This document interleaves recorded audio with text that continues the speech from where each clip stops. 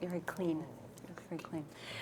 So the late great playwright August Wilson's Pulitzer Prize-winning drama *The Piano Lesson* is getting a remount on the Seattle Repertory Theatre stage.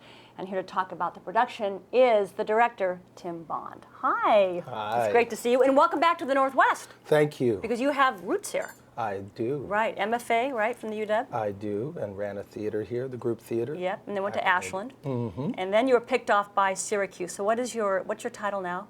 Producing artistic director of Syracuse Stage, and the drama department there as well. Yeah, it's a big, huge job. it is. So, give us a synopsis of the piano lesson. Just what's the kind of the central idea? Well, a boy Willie comes up from the south to get the family piano, which has got these amazing carvings of the history of their family, and he wants to sell it so that he can buy the land that he was enslaved on. And his sister Bernice, which is where the piano is with, who lives in Pittsburgh, doesn't want to do that. And a lot of conflict ensues, some great music, and the rest you have to come and see. So what is it about this play that makes a theater want to remount it and a director fly across the country to direct? Oh, it is one of the great American classics, this play. How so? Think it deals with American history, but it has great music in it. It's got language that's poetic. August Wilson won the Pulitzer Prize for this play. It won Tony Awards. It is just a great American play. It has huge spirit in it, huge heart. And I think an audience leaves renewed and transformed from the experience. The cast, too, is so important. How did you cast it, like the main role of Willie? Oh, well, you want someone who's got, who can't stop talking. You need someone who's got musical abilities. You need someone who's got a huge heart. And Stephen Tyrone Williams is an amazing young actor. He was in Fences when I directed it here 5 years ago at the Seattle Rep. And he came in, and when he auditioned, he changed the air in the room. So his brother selling the land. He say he gonna sell it to me. And that's why I come up here. Now, I got one part.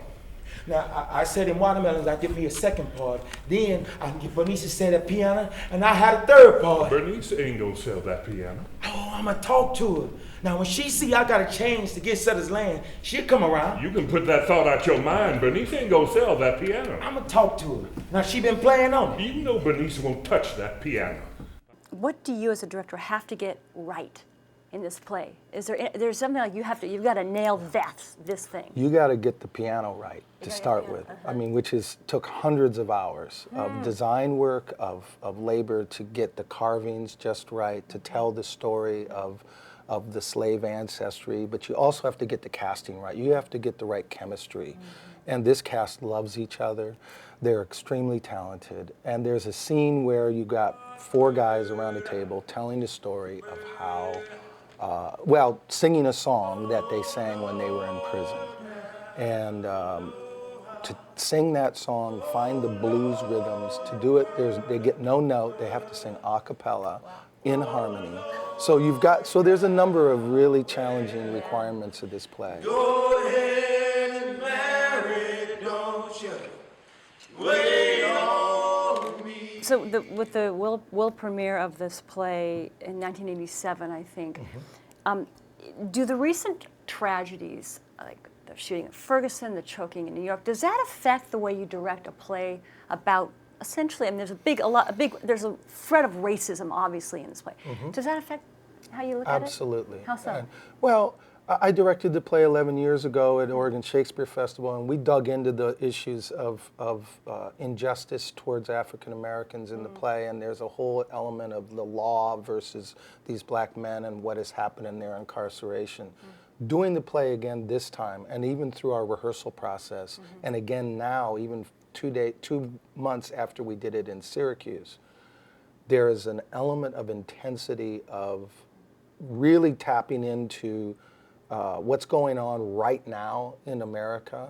And there's a moment when Boy Willie talks about, what can I do with these hands? These hands, I want to build something, I want to do something. But when he puts his hands up like this, and you go, oh, oh, right? and it raises our level of pride. It raises our level of rage, but ultimately this need to really tell this story is so vibrant. I think the audiences will be really struck by how contemporary this play feels. Which is what theater is all about. Absolutely. Wow, it's very moving. Almost makes me cry.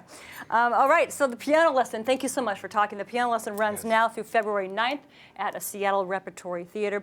Get tickets at seattlerep.org. You are something else. Wow, that's really intense and great. Thank you. It's a really powerful play.